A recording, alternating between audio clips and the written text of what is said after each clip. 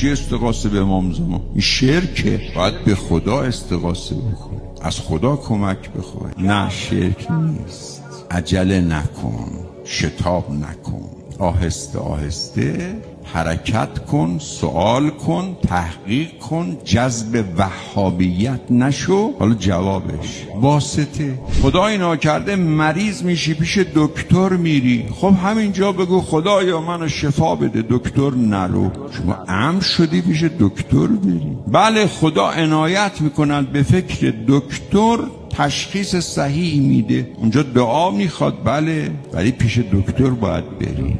وساطت در تشریع. شما نماز رو از کجا بلدی؟ نماز صبح، نماز ظهر، نماز عصر، مغرب، عشاء از کجا بلدی؟ وحی شده به شما؟ نه. جبرئیل آمده به شما گفته؟ نه. از کجا میگی؟ از خاتم الانبیا میگی.